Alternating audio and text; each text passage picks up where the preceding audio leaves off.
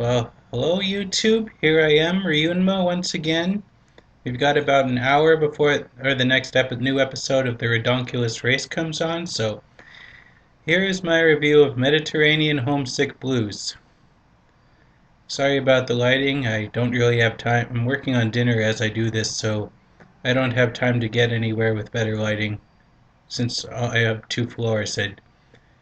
Better lighting, second floor, this is the first floor. Just getting my head straight for the camera. Alright. And I hate to tell you, but this is going to be a much shorter video than the last ones because it didn't seem like too much actually happened in this episode, but here we go all the same.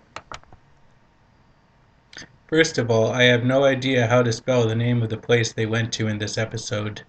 Heck, I had trouble even spelling Mediterranean right, so I'm not even going to try it, at least not here in the video, because spelling it letter by letter in the video would take too long.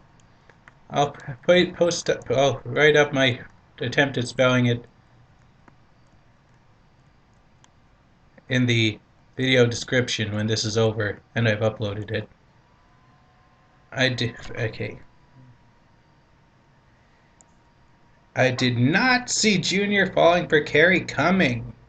Though it wasn't too bad not hearing any more about how Carrie's crushing on Devin and he doesn't know it again. I guess even the total drama writers know there's only so much they can do with that, and for that I give them points. But surely we all realize that this being a politically correct little children's show, nothing can really come out of the development of Junior falling for Carrie and a relationship being built between them in any sort of way that isn't suitable for their intended audience. Given the actions of the cadets in this episode, it seems like Sanders is not only the brain of the team, but also the heart and the conscience. Let's hope we get to see more of that as the cadet team continues to advance further in the Ridonculous race. We finally get to hear Mary from the team of the geniuses speaking in this episode, though her voicing, now that we finally heard it, is kinda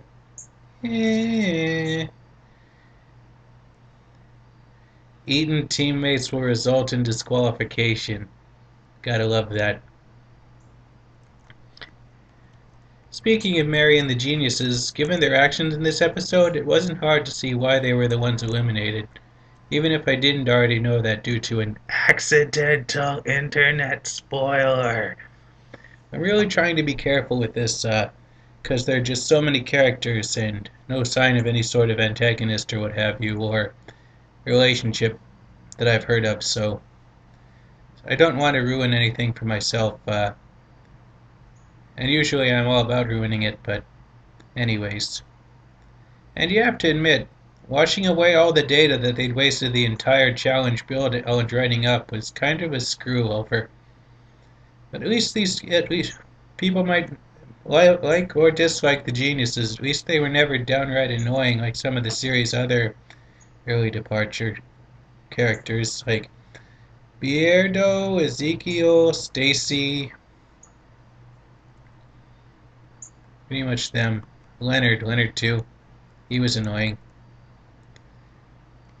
All those stunts had to be hard on Brody, getting shocked by the motorboat and being abused by the shark.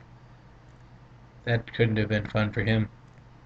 And I think by this point we can all tell that if a team happens to be getting an awful lot more camera time or abuse than usual in a given episode, chances are very good that they will be the ones going home.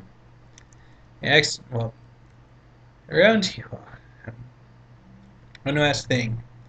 Around here, with my AT&T U-verse, I have two different Cartoon Network stations which seem to be running the same shows, but with like 3 hours between in them. Like an episode of Ridonculous Race airs at 5 on one and then at 8 on the other. I've got it recording the 8 o'clock one, and that's the one I've been watching, but I was watching the TV at 5 o'clock where they were airing the Ridonculous Race 5th episode, which is airing tonight, and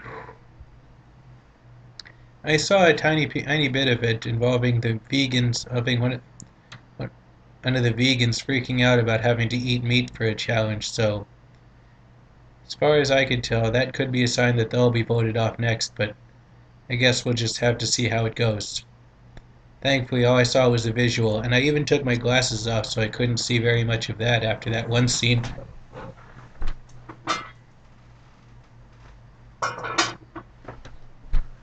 Sorry. I took my glasses off after that to ensure that I wouldn't accidentally see any more spoilers. Well, pasta's almost done, just as this video finishes, so bon appetit for me, and I will see you all next time for you.